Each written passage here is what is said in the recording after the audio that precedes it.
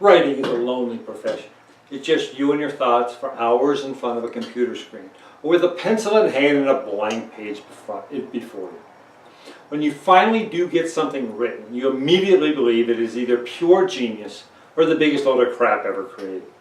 To calm your fears or prove your genius, many writers join a writers group to allow their knowledgeable peers to critique their work in a helpful and professional manner.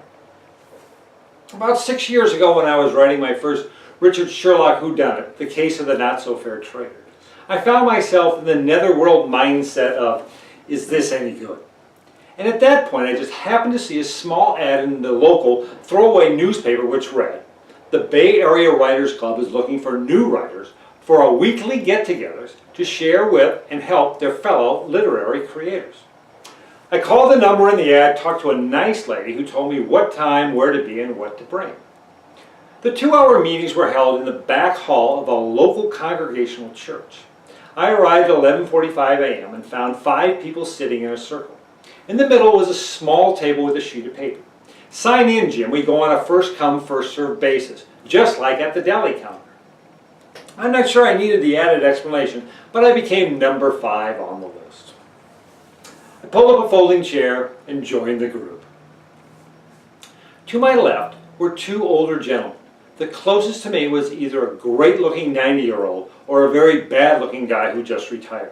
He was dressed in his go-to-meeting suit, clip-on tie, worn wingtips, and Coke bottle-thick glasses that rested heavy on his red nose. To his left was a pudgy senior citizen with a goatee, bifocals, and one of those Greek sailor hats that made him look like a seagoing Zorba. Next to him was an older woman sitting in a walker chair with a tray table in front of her. There were 2 brown paper bags beside her. The woman I spoke to on the phone was next. She was a 50-something bleached blonde wearing an official NASCAR pit crew jacket. Hers was a bright yellow Jeff Gordon edition filled with numerous logos, the most prominent being Walmart and Viagra. She was brighter than a Las Vegas billboard. After our neon host, there was an African-American woman who looked like she could drop from exhaustion at any moment. Rounding out the group next to me was a tiny, frail woman, maybe 80 pounds dripping wet. She wore one of those hats that shielded her whole body from the sun and a wide brace around her waist, resembling the kind weightlifters wear during competitions. She barely moved, and when she did, she was quiet as a church mouse in church. As the grade school clock on the wall reached noon, the NASCAR lady picks up the sign-in sheet and brings the meeting to order. "Okay, let's get going. Herb, you're first." Herb, who won the Best Dressed of the Day award, reaches behind where he's sitting and pulls up one of those huge, dual-handled, expandable, heavy leather briefcases last seen in the 1950s. Out of it, he pulls 2 overflowing 500-page paper boxes. He puts one on the floor and digs deep inside the one on his lap until he gets to almost the bottom of the ream and finds one dog-eared page. He pulls them out, then he starts reading. Chapter 132.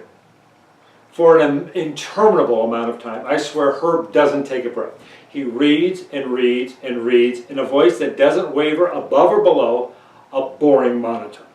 Herb has about enough excitement in his vocal cords as a sound machine set to its gentle breezes setting. Herb's epic saga is about a World War II air mission to take reconnaissance photos over Tokyo so the Doolittle Raiders know where to drop their bombs in their upcoming famous raid. If you think this could be interesting and exciting, it isn't. It is absolutely dreadful. And Herb never stops. He gets all the way to chapter 148 when he reaches down into his next massive pile of paper to start chapter 149. Everyone else in the room, with the exception of Zorba the Greek, falls into a coma where they seem suspended in a timeless existence listening to the sound of paint drying. Zorba may be the only smart one in the group because 30 seconds into Herb's reading, the Greek captain falls fast asleep. And when Herb reaches chapter 134, Zorba's snoring started, which at least provided a rhythm for Herb's reading. 35 minutes later, it's over. Well, at least up to chapter 163. Okay, let's go around the room and give Herb some constructive criticism, the NASCAR lady says. Zorba pops up like a jack-in-the-box. I think it needs more action, he says. How the hell would you know? You fell asleep, Herb says. I only had to hear 2 sentences to tell you it was going to be dull. Zorba strikes back. You don't know shit about writing, Herb raises his voice. I'm a published author. If anyone knows anything about writing around here, it's me. Yeah, shut up, you old geezer. Well, I'm thinking if this keeps up, I could have a ringside seat at an old man bum fight. Well, what do you think, Marjorie? The NASCAR lady passes the baton. The old woman has emptied out her 2 brown paper bags and now has enough food in front of her to rival the hometown buffet. I just want to say what a pleasure it is to have so many wonderful writers in our group. It's such a joy for me to come each week and be entertained by such an impressive array of literary talent. As Marjorie then starts working out a gherkin, we continue on. The NASCAR lady doesn't comment, but the black lady does. I think it needs to be cut down and tightened. It's too long, she says. Herb, who's busy putting papers back into their respective boxes, isn't listening and doesn't respond. The torch passes again. The tiny lady speaks as softly as an embarrassed sinner in the confessional. What I said last week, no point in repeating myself. Now it's my turn. In the most calm and helpful tone I can muster, I begin. You know her. I read a book once about a guy named Moe Berg, who was a catcher for the New York Yankees in the 1930s. Years later, it was discovered that Moe was also a spy for the U.S. government.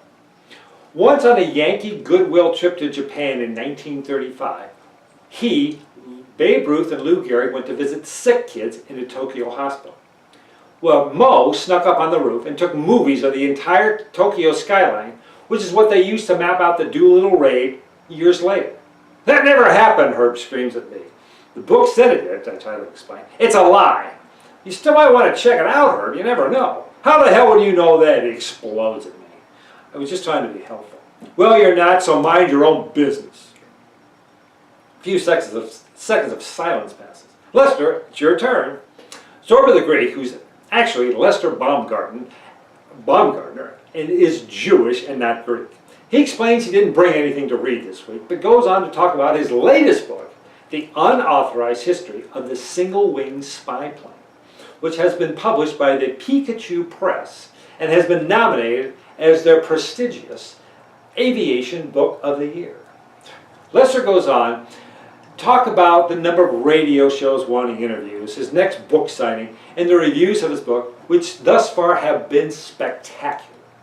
Marjorie, the lunch lady, is next up to comment. I just wanted to say what a pleasure it is for the group to have so many dedicated and wonderful writers. It's such a joy for me to come and be entertained by so many talented people. Well, before Marjorie can take another bite, the NASCAR lady announces, okay, let's take our break. Everybody except Marjorie, who is now digging into a slice of cherry pie, gets up and goes in a different direction. Herb heads for the men's room. Lester goes outside and he lights up a big, thick stove. The black lady goes to the couch for a nap. The NASCAR lady disappears, but I suspect she goes outside to check the oil in her car. And the tiny lady is so thin, it's hard to see her no matter where she goes. 20 minutes later, they all magically return like swallows to Capistrano. Okay, Leona, it's your turn. Leona, the black lady, I find out was a kindergarten teacher for over 40 years. It's no wonder she's exhausted. She passes out copies of her work so we can all read along. She begins. Little Johnny Jump Up was always the last one to be picked, no matter what game was being played. Leona's book is charming. It tells the story of the smallest kid in the class who no one ever wanted on their team. He was kidded about his size, picked on, pushed around, and made fun of. But little Johnny Jump Up triumphs in the end when he wins the school district's dodgeball champion. I loved it. I wanted to applaud when she finished. The NASCAR lady starts the round. Herb, what'd you think? I wasn't listening, he says. I never had any kids, never wanted any, and don't like them much now. Lester, I liked it. I thought it was cute, but as a professional author, I'd change the name of Johnny Jump. To what, I asked. Something more descriptive, like midget, squirt, or pipsqueak. Well, before I have a chance to disagree with Lester, he tells the group he's going to be on a very special podcast at 5:30 in the morning next Tuesday, and to be sure not to miss it. Next, Marjorie gives her opinion of Leona's work. I just want to say what a pleasure it is to have so many talented writers in our group. Before being announced, the tiny lady next to me speaks up. I have something to say about this. I didn't like it. Now, it would be unfair for me to call the little lady's comments mean or condescending, because she was well past those superlatives. She was vicious. The woman was so cruel she'd make Dr. Mengele sound like Dr. Zeus. I thought it was the biggest load of shit I ever smelled, she said. Kids don't want to read this crap. They're too busy staring at their cell phones, playing those awful, violent video games. And it wasn't just what she said, but the way she said it. She was spitting out the venom like an angry rattlesnake. Awful, terrible, pathetic, disgusting, inept. She used more negatives than a pessimist at a complainers convention. When her diatribe finally ends with the words, yeah, it totally sucked the big one, I thought Leona was either going to break into tears or have a heart attack. Jim, what did you think? I look over at Leona, smile and say, I thought your story was wonderful. Find a great illustrator. Don't change a word. It's perfect the way it is. Leona's face lights up like a Christmas tree. And the tiny lady next to me gives me a stare that could send shivers up the spine of an Eskimo. And now, finally, it's my turn. I reach down and pull out the 6 pages I brought to read. But as I do, Herb stands up, grabs his briefcase and says, 2 hours are up, I'm going home. At the same time, a man walks in the front door of the place and asks Marjorie, are you ready to go? Lester pulls out the stogie he didn't finish outside and lights it up. The NASCAR lady says, well, that's all for today. See y'all next week. Wait, isn't it my turn, I interrupt? We'd like to leave a little early, the NASCAR lady says. But it's only 20 to 2. Probably not enough time to finish. Well, will I get to go first next week, I ask. No, Herb yells out. First come, first serve. Well, the session ends as Marjorie is helped outside, but before leaving she says, I just want to say what a pleasure it is to have so many talented writers in our group. I never returned to the Bay Area Writers Group. I did discover Lester's Pikachu Press was a vanity publisher, and his book was the only one nominated in their Aviation Awards category. And about 2 years later, I happened to pass by the tiny lady on a sidewalk. She was bent in half, scrunched behind a walker, painfully struggling to take each step. I tried to feel sorry for her, but just couldn't work up any pity. Believe it or not, this is all true. I've done very little embellishing in telling this story, because sometimes truth is much better than fiction. Thank you for joining me, and until I talk to you again, please keep reading and keep watching.